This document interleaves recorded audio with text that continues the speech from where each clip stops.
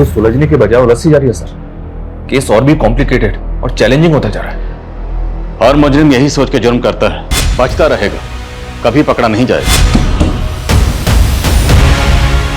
पर मासूमों की चीखें, उनका दर्द हमेशा इस कायनात में गूंजता रहता है या चिता की आग में झुलसा दो। पर सच की एक नियति है, वो हर कब्र से निकलकर, हर चिता से उठकर एक ना एक दिन सामने आता जरूर है। स्वाहा स्वाहा स्वाहा। अपने हथेली को काट के अपने खून की आहुति देना।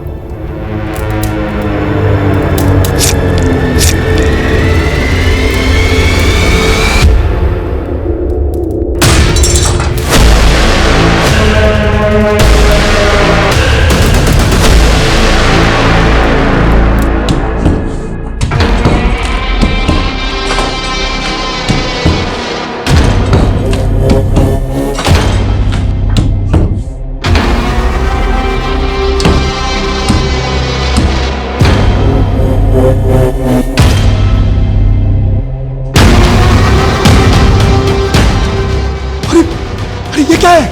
ये तो कंकाल है। वो तो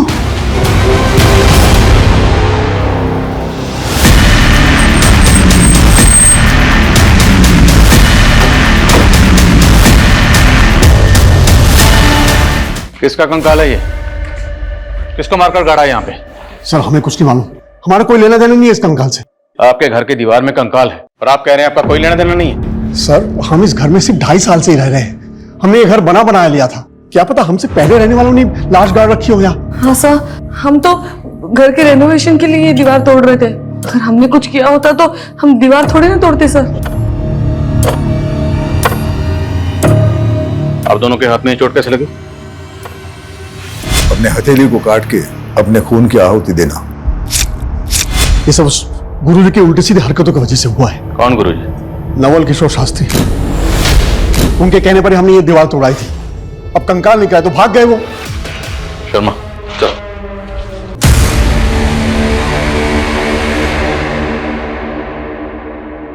पूनम, पूनम, थोड़ी देर ये पढ़ाई छोड़ दे और चाय नाश्ता कर ले। पढ़ाई में ऐसे खो जाती हो ना, तुम्हें खाने पीने का बिल्कुल ध्यान नहीं रहता। लो खाओ। हुआ क्या बताऊं, इस इकोनॉमिक्स ने ना होश उड़ा रखे मेरे। पिछली बार ग्रेड्स कम आए थे ना, तो मैंने ठान लिया था कि इकोनॉमिक्स में तो मुझे टॉप करना है। इसीलिए तुझ जैसी लगन हो ना, जिंदगी में कोई पीछे रह ही नहीं सकता। लेकिन आज भी तू मुझे बुआ बुआ बोलती है, माँ नहीं बोल सकती। बुआ कैसी बातें कर रही हो, आप तो माँ से बढ़कर हो। चलो ठीक है, अब से मैं आपको माँ ही कहूंगी। अच्छा चल जल्दी से नाश्ता कर ले, मैं बाजार जाके सब्जी लेकर आती हूँ।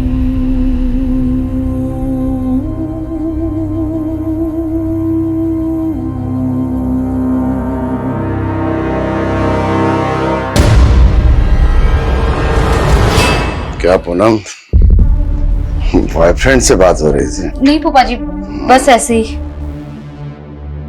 क्या है ना कि मैं बहुत फ्रैंक हूँ। तेरी उम्र में लड़कियां जो है ना, वो शादी से पहले ही फूफा जी, मेरी मैं क्या ये मेरे साथ जबरदस्ती कर रहे थे। ये फोन पे अपने बॉयफ्रेंड यार लगी हुई थी? नहीं हुआ, मैं बस अपनी दोस्त से बात कर रही थी और कुछ नहीं। ये मेरे साथ जबरदस्ती कर रहे थे। अनाथ समझ के उसको पाल पोस के बड़ा किया। तो मेरे और मेरी बीवी के बीच में झगड़ा लगा रहे। मैं आपके रगरग से वाकिफ हूँ। क्या वाकिफ है?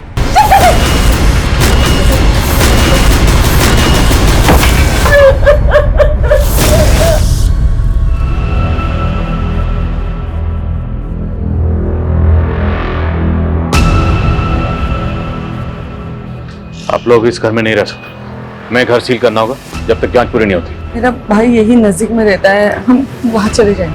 हमसे पूछे बिना आप दोनों मुरादाबाद से बाहर मत जाइएगा।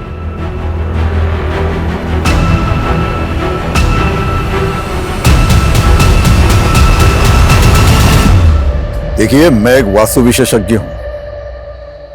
नीलू के घर की वो दीवार मुझे वास्तु के हिसाब से ठीक नहीं लगी, उचित नहीं थी इसलिए तुड़वा दी। अब उसमें कंकाल निकल आया, उसमें मेरा क्या दोष है? और इस दीवार को तोड़वाने के लिए जो आप लेबर लेकर गए थे, हमने सुना वो सब आपके चेले थे। बिल्कुल, हमारे चेले थे। नीलू और उसका पति भी आपके भक्त हैं, लेकिन अब वो सारा दोष आप ही पे मर रहे हैं। उनका कहना है कि आप पहले से जानते थे कि दीवार में कंकाल है। हम कैसे जान जाएंगे कि उसमें कंकाल था? अगर जानते तो तुड़वाते क्यों? वो तो मुझे दिव्य ज्ञान से आभास हुआ था कि उस दीवार में कुछ अनिष्ट है, और उसी दिव्य ज्ञान से हमें आभास हुआ है कि नीलू के भाई अविनाश की दाढ़ी में तिनका है। आचार्य जी, दाढ़ी को साइड में रखिए, स्पष्ट शब्दों में बताइए क्या कहना चाहते हैं। नीलू का भाई उस दीवार को गिराने का विरोध कर रहा था।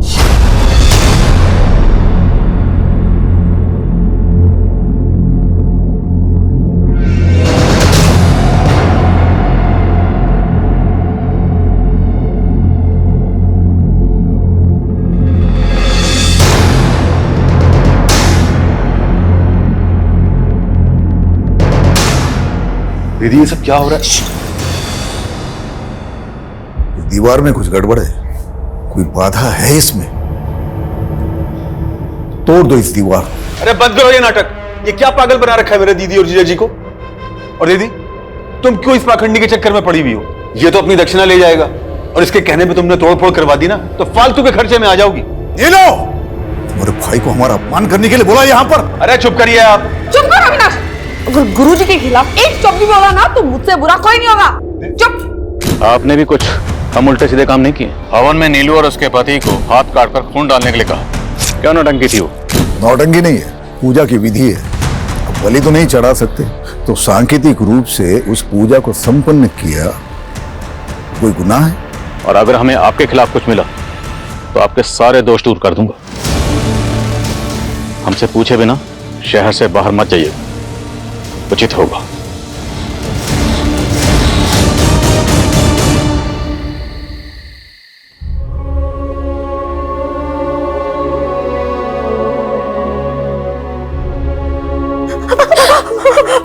मेरी वजह से रोज आपको फूफा जी मारते हैं।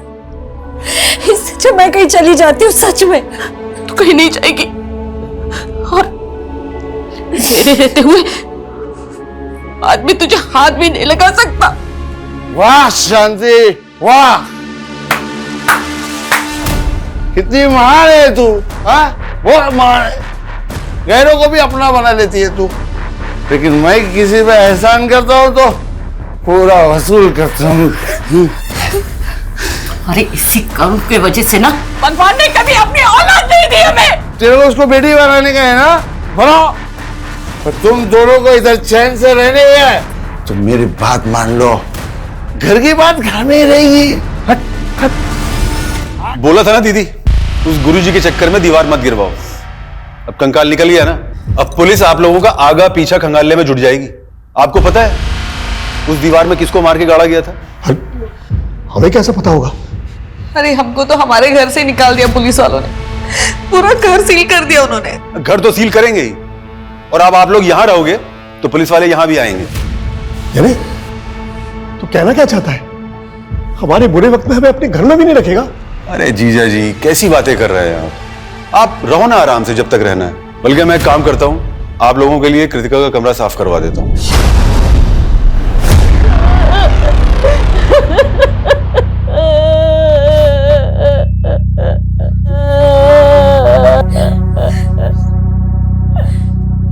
संभाल अपने आप को।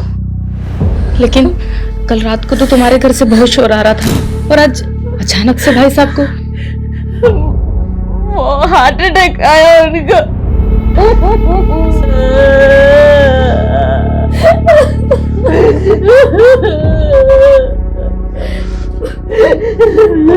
बात कर लिए, वो लोग आधे एक घंटे में डेथ सर्टिफिकेट बना के दे देंगे। चलिए अब अंतिम संस्कार की तैयारी करते हैं।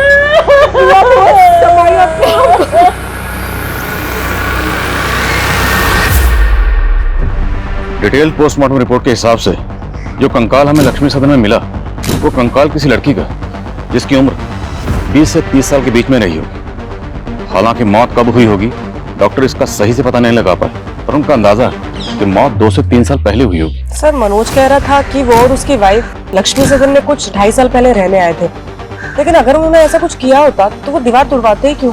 लेकिन वो बाबा नवल किशोर, उसकी बातें भी कम उल्टी पुल्टी नहीं, किसी को भी क्लीन चिट नहीं दे सकते। और ये भी पता करो कि लक्ष्मी सदन में मनोज और नीलू से पहले कौन रहता था। सर पता चला है कि नीलू के भाई अविनाश की बेटी पिछले 2.5 साल से गायब है। अविनाश की बेटी? ये लड़की अविनाश की सगी बेटी नहीं थी सर। अविनाश और उसकी बीवी ने कृतिका को गोद लिया था। अविनाश की बीवी तो काफी पहले गुजर गई थी, लेकिन 2.5 साल पहले तक कृतिका अविनाश के साथ ही रह रही थी। और सर लक्ष्मी सदन के कुछ नेबर्स के साथ भी बात की मैंने। एक नेबर ने बताया कि नीलू और मनोज 2.5 साल पहले घूमने के लिए आए थे। उस दौरान अविनाश का वहां काफी आना जाना था। और सर अविनाश ने अभी तक सबको यही कहा है कि उसकी बेटी कृतिका 2.5 साल पहले किसी लड़के के साथ भाग गई थी। तो क्या ये केस ऑनर किलिंग का केस है? और लक्ष्मी सदन की दीवार में हमें जो कंकाल मिला, क्या वो कंकाल अविनाश की बेटी कृतिका का है? कुछ भी बोले जा रहे हैं आप। अब जबरदस्ती उस कंकाल को कृतिका का बता रहे हैं। आप तो चाहते ही नहीं थे कि दीवार टूटे, क्योंकि दीवार टूटती कंकाल बाहर आता और आपका राज भी। अरे सर मेरी बेटी जिंदा है। कहां है कृतिका? यही तो मालूम नहीं है कि वो उसे बहकाकर ले कहां गया है। कौन, किसकी बात कर रहे हैं? समीर यहीं पास के इलाके में अपनी चाची के साथ रहता था। वही मेरी बेटी को बहका रहा था।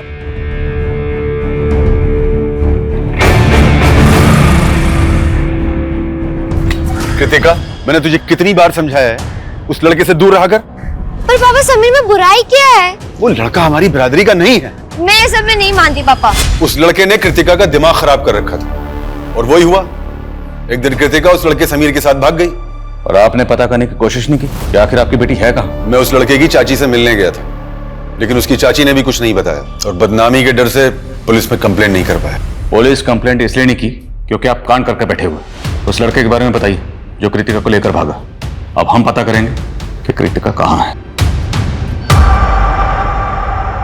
आंटी जी, जो लिखा होता है उसे टाला तो नहीं जा सकता। आप लोगों को किसी भी तरह की कोई भी परेशानी हो, कुछ भी जरूरत हो, हमसे बोलिएगा, हम हैं अभी।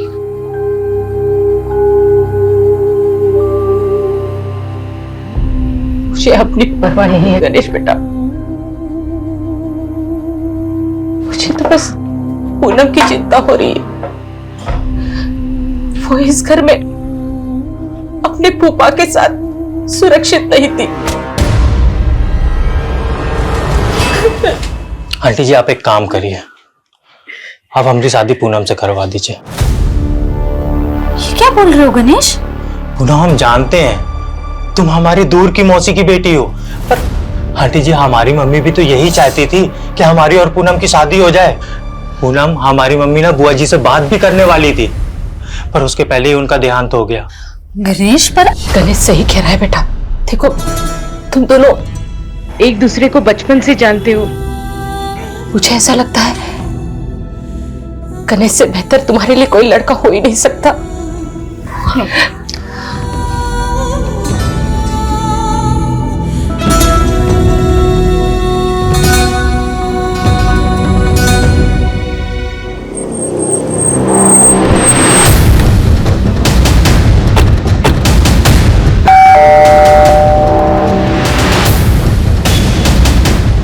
समीर यहीं रहता है?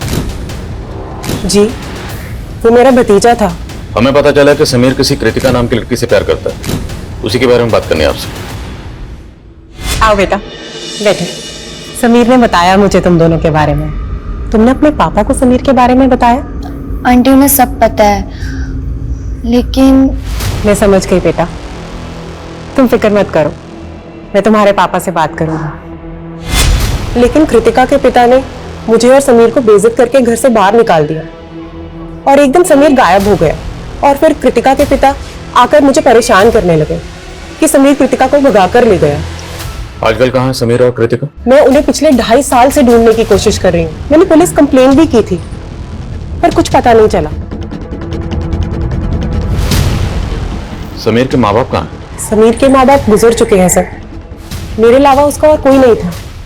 समीर की चाची ने जिस थाने में समीर की मिसिंग कंप्लेंट फाइल की थी, उस थाने की पुलिस टीम को भी ऐसा कोई क्लू नहीं मिला है जिससे पता चले कि समीर और कृतिका ने भाग के शादी की होगी। और अगर हम फॉरेंसिक रिपोर्ट पे जाएं, तो जिस दौरान समीर और कृतिका गायब हुए थे, उसी दौरान उस लड़की की मौत हुई थी जिसका हमें कंकाल मिला। तो पॉसिबल है सर कि मर्डर कृतिका का हुआ हो। सर, हम डीएनए मैचिंग रिपोर्ट से भी अविनाश के खिलाफ कुछ भी साबित नहीं कर पाएंगे, क्योंकि कृतिका अविनाश की सगी बेटी नहीं थी, उसने उसको अडॉप्ट किया था। मान लो 2.5 साल पहले कृतिका का कत्ल हो गया, इसलिए वो मिल नहीं रही, पर ये समीर कहाँ गायब है? कहीं ऐसा तो नहीं क्या अविनाश ने कृतिका के साथ साथ समीर का भी कत्ल कर दिया? अगर ऐसा है सर, तो हो सकता है कि हमें लक्ष्मी सदन में दूसरा कंकाल मिले। चांसेस हैं, पता तो करना पड़ेगा। मैं डीसीपी सर से परमिशन निकलवाता हूँ। और पता चला लक्ष्मी सदन में मनोज और नीलू से पहले कौन रहता था? Yes sir. सर, रजिस्ट्रार से पता चला है कि 3 साल पहले ये घर राघवेंद्र पांडे के नाम पे था। सर, ये इस घर का लास्ट और फर्स्ट ओनर था। सर, ये कई सालों से लंदन में है।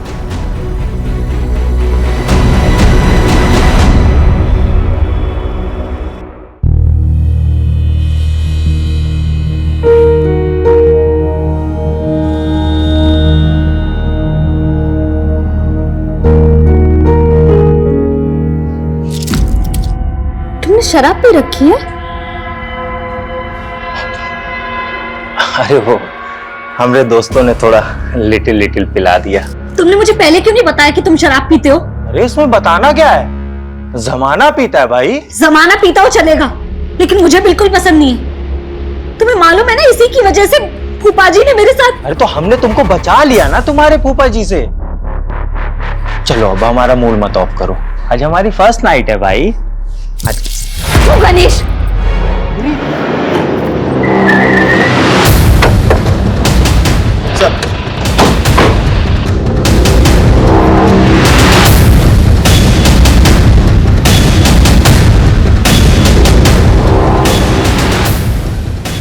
लाइट ऑन कर।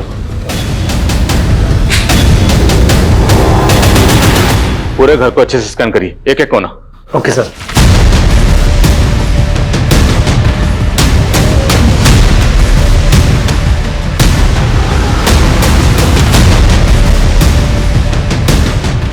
सर, कुछ नेबर्स ने बताया 2.5 साल पहले इस घर में एक मेड काम करती थी, जो अचानक से गायब हो गई।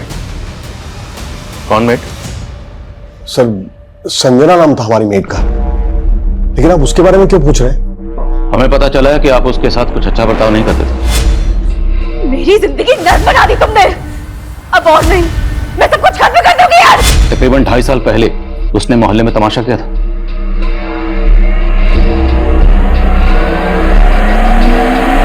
मैंने आप लोगों से उधार क्या मांग लिया? नौकर बना कर रखोगे, मार मार कर काम कराओगे मुझसे।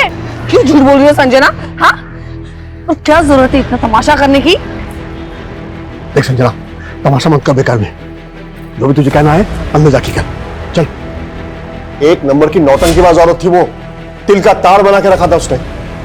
इसलिए आपने कंकाल बना दिया उसे? ये कैसी बातें कर रहे हैं आप सर? हमें पता चला कि उसके बाद से वो गायब है। लेकिन सर, उसके बाद तो वो अचानक काम छोड़ के अपने गांव चली गई थी। तब तो गांव में मिलनी चाहिए। एड्रेस बोलिए गांव का। सर, एड्रेस तो नहीं है हमारे पास। जिस एजेंसी के जरिए उसको काम पर रखा था, उस एजेंसी का एड्रेस तो होगा? नहीं सर, किसी एजेंसी के थ्रू हमने काम पर नहीं रखा था उसे। वो खुद ही घर आई थी काम मांगने के लिए। कहती थी मंजुलापुरा में कहीं रहती है, लेकिन वहां एग्जैक्टली कहाँ है ये हमें नहीं मालूम सर। ठीक, फोन नंबर बोलिए उसका। सर, उसके पास फोन नहीं था।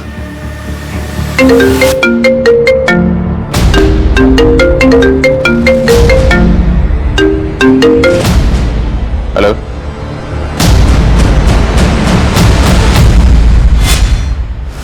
मेरी जिंदगी नर्क बना दी तुमने। अब और नहीं, मैं सब कुछ खत्म कर दूंगी यार। संजना, क्या कर रही है तू ये?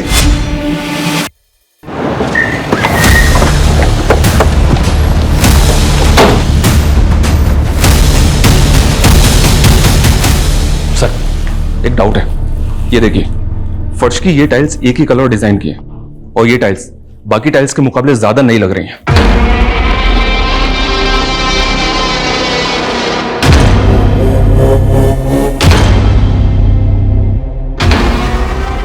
बताओ।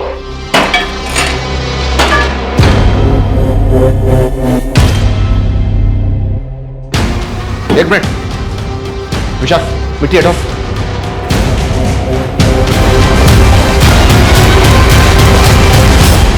शर्मा, सब जगह खुदवाओ। पता नहीं और कितने राज दफन है इस लक्ष्मी सदन में।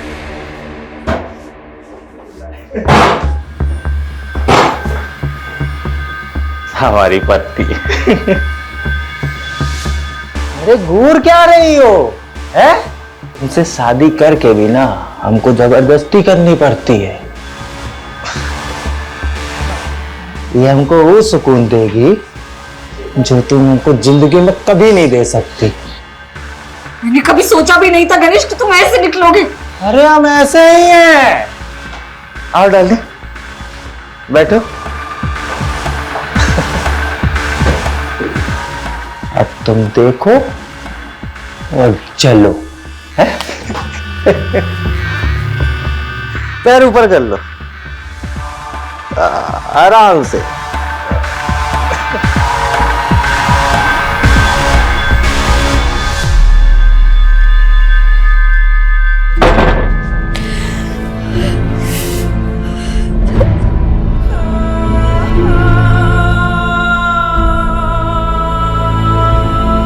पूनम, कैसी है तू? हाँ? अरे मैं यहीं से जा रही थी, मैंने सोचा तुझे और दामाद जी को। तू रो क्यों रही है? क्या हुआ? सर, एक कंकाल को एग्जामिन करने के बाद पता चला है कि ये कंकाल 18 ईयर्स एंड अबव किसी लड़के का है सर। क्या? तो डॉक्टर, क्या लड़के की मौत भी उसी दौरान हुई होगी जिस दौरान लड़की की मौत हुई, जिसका कंकाल हमें लक्ष्मी सदन की दीवार में मिला? हो सकता है सर, मैं आपको डिटेल रिपोर्ट जल्दी सेंड करता हूँ। ये चेन हमें कंकाल पे मिली थी। क्या समीर ऐसी चेन पहनता था? नाम मुझे ठीक से याद नहीं आ रहा है, पर आप ये सब क्यों पूछ रही हैं? देखिए, हमें लगता है कि कृतिका के साथ साथ समीर का भी मर्डर हुआ है। पहले आप उस पर कृतिका के मर्डर का इल्जाम लगा रहे थे, अब दूसरा कंकाल मिल गया तो समीर समीर कर रहे हैं। क्या सबूत है कि दोनों कंकाल समीर और कृतिका के हैं? अबे अमन, सबूत तो इस बात के भी नहीं मिले कि समीर और कृतिका जिंदा हैं। सर, मैं कह रहा हूं ना कि मैंने उन्हें नहीं मारा है। आप मेरा यकीन क्यों नहीं करते? हम यकीन नहीं करते, तोड़ाई करते हैं जब तक मुजरिम सच नहीं बोलता। अभी तक आपकी मेट संजना का कुछ पता नहीं चला, हम उसे ढूंढ ही रहे हैं, और अब लक्ष्मी सदन में दूसरा कंकाल मिला। अब ये तो कहना मत कि आप लोग इस बारे में कुछ जानते ही नहीं। सर, हम सचमुच कुछ नहीं जानते। आप बेकार में हमें और अविनाश को परेशान कर रहे हैं सर। एक मिनट सर, आपने किचन में खुदाई की थी ना? और कंकाल भी आपको वही मिला ना? ये सर, अब तो मुझे पूरा यकीन है सर कि ये काम जरूर उन लोगों का है जो हमसे पहले वहां रहते थे, क्योंकि जब हम वो घर देखने गए थे तब हमने भी देखा था कि किचन की टाइल्स अलग अलग है, और हमने इसके बारे में एजेंट को भी बोला था। कौन एजेंट? शेखर यादव सर। राघवेंद्र पांडे ने उसी एजेंट को घर की चाबी दे रखी थी। ये देखिए सर,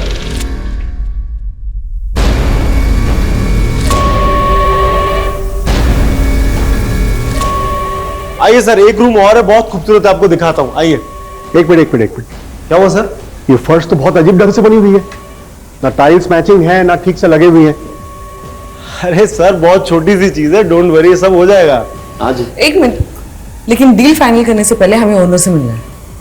हाँ जी बिल्कुल, पर वो फिलहाल तो लंदन में है सर। उनका ये कहना है कि एक बार जैसे ही ये डील लॉक हो जाती है तो रजिस्ट्रेशन के लिए इंडिया आ जाएंगे। सर, ओनर तो सिर्फ डॉक्यूमेंट साइन करने के लिए आए थे सर, लेकिन उस वक्त लक्ष्मी सदन का करता धरता ये एजेंट शेखर यादव ही था।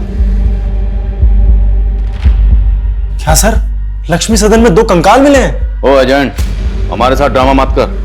लक्ष्मी सदन का सौदा तुमने करवाया था ना? सर, मैंने करवाया था, पर इस बात को 2-3 साल हो गए हैं। एग्जैक्टली।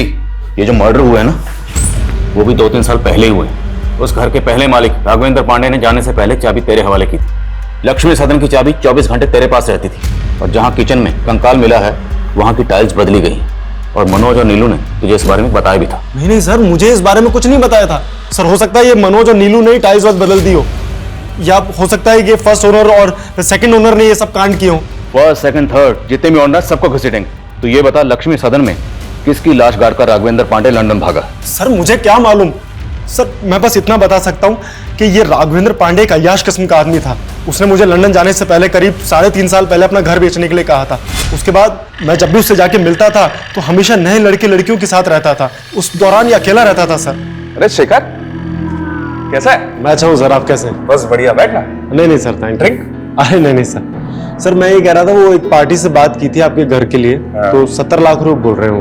85 लाख रुपए से 1 रुपए कम नहीं लूंगा। सर उसके 2 दिन बाद ये मेरे ऑफिस आया और कहने लगा कि लक्ष्मी सदन 70 लाख में बिकवा दो। लेकिन सर तब तक वो पार्टी दूसरी डील कर चुकी थी। उसके बाद उसने चाबियां दी और लंदन चला गया, बोला कि जल्द से जल्द बिकवा दूं।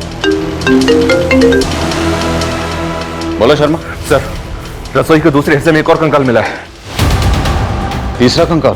जी हाँ सर, देखते ही देखते double murder case triple murder में बदल गया सर।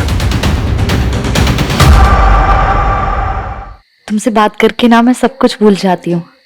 मेरे सारे दुख, सारी परेशानियां सब एकदम से गायब हो जाते हैं। हम तुम्हारा हर दुख अपना बना लेंगे, बस एक बार हाँ कह दो। मुझे लगता है कि मैं तुमसे प्यार करने लगी हूँ। रिपोर्ट से साफ है कि पहला कंकाल 20 से 30 साल की लड़की का है, दूसरा 20 से 30 साल के लड़के का, और तीसरा 3 से 5 साल के बच्चे का। और इनके अलावा अभी तक और कोई कंकाल हमें नहीं मिला सर। अभी तक हमें ऐसा लग रहा था कि समीर और कृतिका का मर्डर हुआ होगा, लेकिन बच्चे का कंकाल मिलने के बाद ऐसा लग रहा है जैसे किसी कबल के साथ साथ उनके बच्चे का भी मर्डर हुआ होगा। शर्मा मत भूलो, नीलू और मनोज की मेड संजना भी गायब। हमारे जितने भी सस्पेक्ट हैं उनमें से हम किसी को भी क्लीन चिट नहीं दे सकते। फिलहाल इन तीनों विक्टिम्स की पहचान पता करने पर जोर दो। एक बार इनकी पहचान हो गई तो इस केस की चाबी हमारे हाथ में होगी। मैं कमिंग सर? सर मैंने लक्ष्मी सदन के पहले ओनर के बारे में पता किया है। राघवेंद्र अपनी बीवी नेहा और 5 साल के बेटे के साथ रहता था। सर उनका एक सर्वेंट भी था। सर लोगों का कहना है कि राघवेंद्र की अय्याशी की वजह से उसकी वाइफ से उसका बहुत झगड़ा होता था। शर्म करो राघव, एक बेटा है हमारा और तुम्हारी अय्याशी की खत्म ही नहीं होती। सर 3.5 साल पहले राघवेंद्र के बीवी, बेटा और नौकर तीनों गायब हो गए। राघवेंद्र ने लोगों से कह दिया कि नौकर गांव चला गया और उसकी बीवी का किसी से एक्स्ट्रा मैरिटल अफेयर था, तो वो अपने बच्चे को लेकर उसके साथ भाग गई। तो क्या ये तीनों कंकाल राघवेंद्र की बीवी, बच्चे और उसके नौकर के भी हो सकते हैं?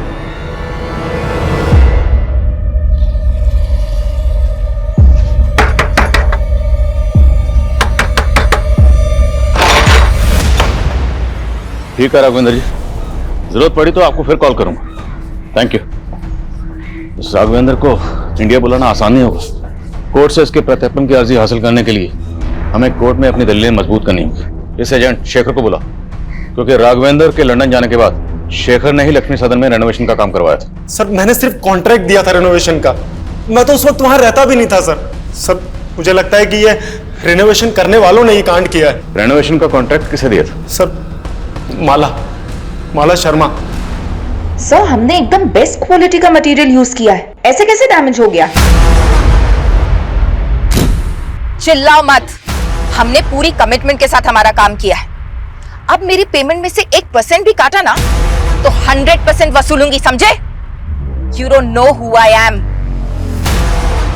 And रोहित, you कितनी बार कहा है तुमसे, अगर मटेरियल में मिलावट करो तो ऐसे करो कि किसी को पता ना चले।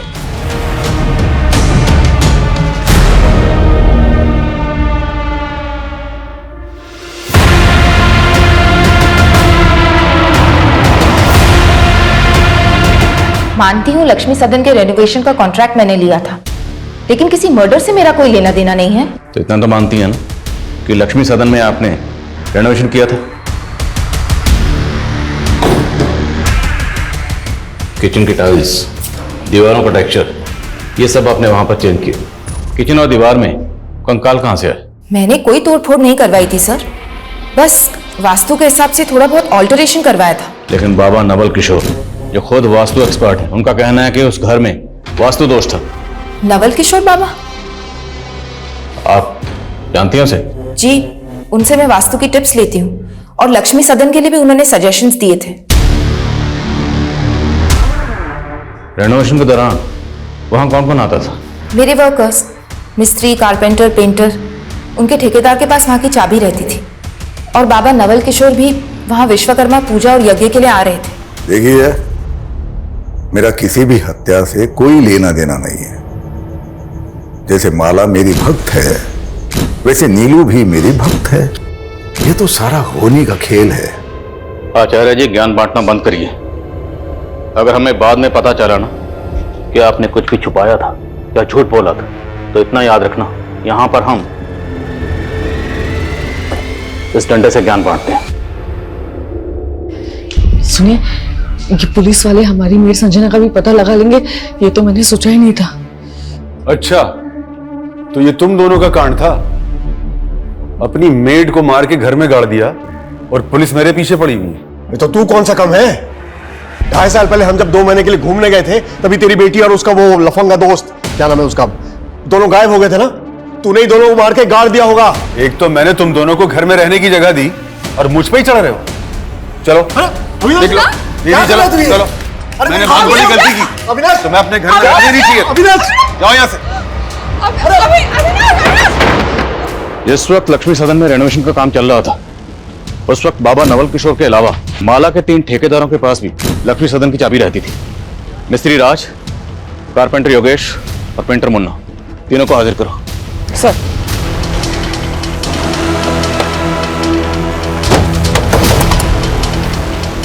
राजमिस्त्री। हाँ मैडम। चल। अरे मैडम क्या हुआ? अरे चल।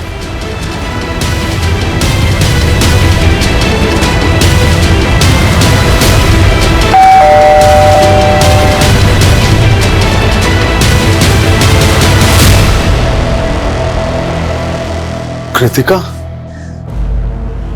पापा, हमें हमारे दोस्त से पता चला है कि आपको पुलिस बहुत परेशान कर रही है। भले हमने आपकी मर्जी के खिलाफ शादी की थी, लेकिन मैं भूल नहीं सकती कि मुझ जैसे अनाथ को आपने पाल पोस के बड़ा किया है। इसीलिए हमने फैसला किया है कि हम पुलिस की गलतफहमी दूर करेंगे।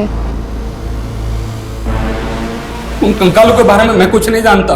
तेरे अलावा माला ने जिस कारपेंटर और पेंटर को ठेका दिया था, वो दोनों गायब। उन दोनों के फोन भी बंद है। अरे साहब, उनसे मेरा कोई वास्ता नहीं है। वो दोनों ना उमरा गांव में रहते साहब, वही कहीं आपको मिल जाएंगे। अविनाश का फोन आया था सर। कृतिका और समीर दोनों जिंदा है। और नीलू और मनोज की जो मेट थी संजना, उसके बारे में कुछ पता चला? जी हाँ सर, उस मोहल्ले की कुछ और काम वालियों से उसके गांव का पता चला है। वो बिहार की रहने वाली है। बिहार पुलिस को अपडेट दिया है मैंने।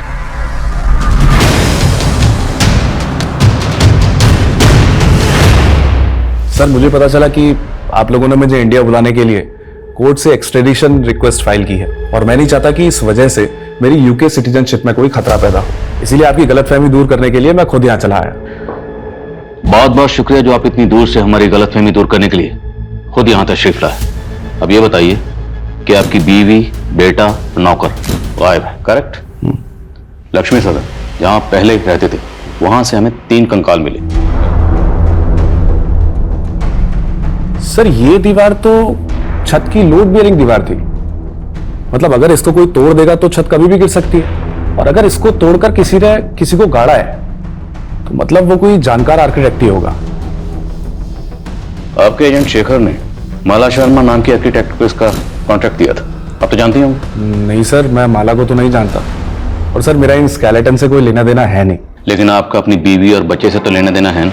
आपकी बीवी, बच्चा और नौकर कहाँ गए? सर एक्चुअली जब से वो लोग मुझे छोड़ के गए हैं, मैंने उन्हें ढूंढने की कभी कोशिश की नहीं। अगर आप चाहें तो मैं नेटिव एड्रेस दे सकता हूं अपनी बीवी और नौकर के।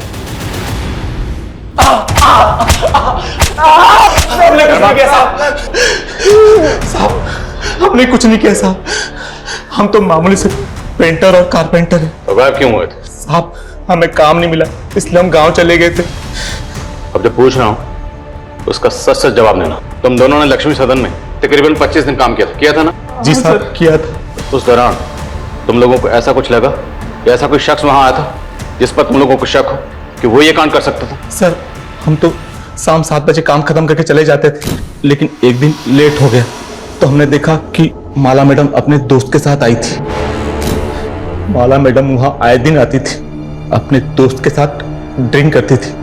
साहब, इसके अलावा हमें कुछ नहीं पता सर। माला के एक दोस्त के बारे में पता करो, हो सकता है उसका अपना किसी दोस्त के साथ पंगा हो और ये माला इन मर्डर्स में शामिल हो। और ये भी चेक करो क्या माला के बैकग्राउंड में कोई ऐसा है जो गायब है। और माला के 3 ठेकेदार, उन सबकी बैकग्राउंड पता करो। सर, खपड़ी का कॉल है। हेलो, ठीक है, उसे यहाँ ले आओ। सर, मनोज और नीलू की मेट संजना का पता चल गया है। गुड। साहब, नीलू और मनोज जी बहुत टॉर्चर करते थे साहब। उनसे उधार क्या नहीं लिया, गुलामी बना लिया था उन्होंने। इसलिए मैं तंग आकर खुद ही मरना चाहती थी। मेरी जिंदगी नर्क बना दी तुमने। अब और नहीं, मैं सब कुछ खत्म कर दूंगी यार। संजना, पागल हो गई क्या? क्या कर रही है तू ये? अगर वो लोग मारपीट करते थे तो पुलिस के पास क्यों नहीं है? साहब हम गरीब लोग अगर पुलिस के चक्कर में पड़ेंगे तो हमें कहीं भी काम नहीं मिलेगा। संजना, कृतिका और समीर का तो पता चल गया है, लेकिन राघवेंद्र की बीवी, बच्चे और नौकर का अभी तक पता नहीं चला सर। लेकिन सर हमें ये जो तीनों स्केलेटन मिले हैं इनका एज ग्रुप भी इससे मैच करता है। सर हो सकता है राघवेंद्र हमें बेवकूफ बना रहा हो। हेलो सर, वो राज की इंफॉर्मेशन मिली है। राज की इंफॉर्मेशन? स्पीकर। हाँ बोल। 1.5 साल पहले बरेली की पुलिस ने उसे किसी केस में उठाया था। क्या केस था वो? सर वो तो मालूम नहीं, लेकिन पास की बस्ती में एक विधवा औरत रहती है अपने 2 बच्चों के साथ। वहाँ भी उसका आना जाना था सर। शर्मा, पता करो बरेली के कौन से थाने की पुलिस राज को उठाकर ले गई। राज को हाजिर करो।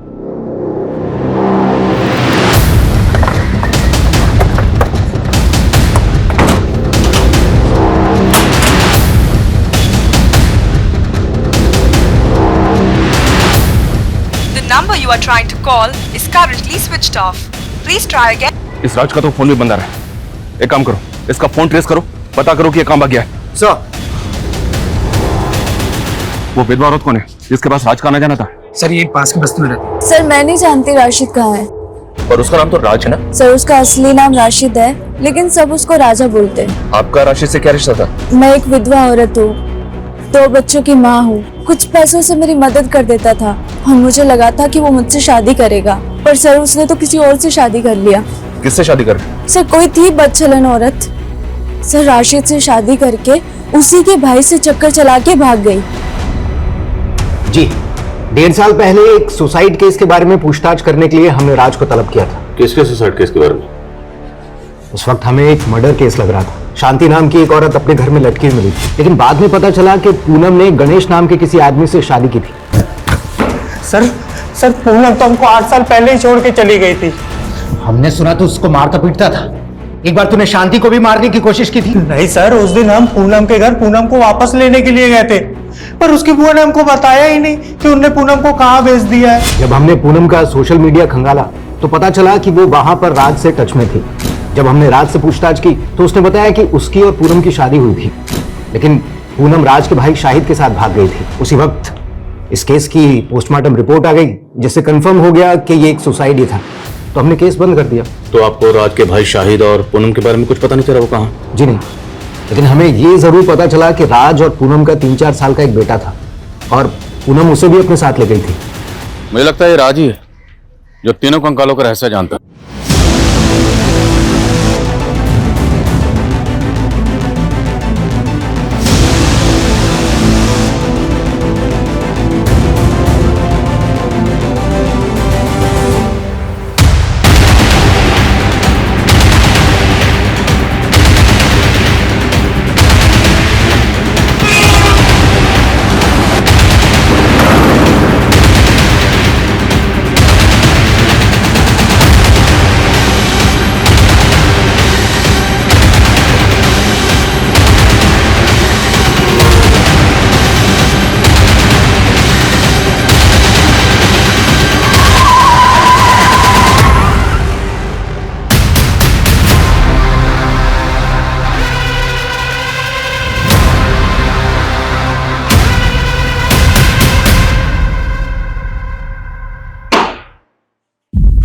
राज उर्फ राशिद, तेरे इस राज से पर्दा उठ चुका है।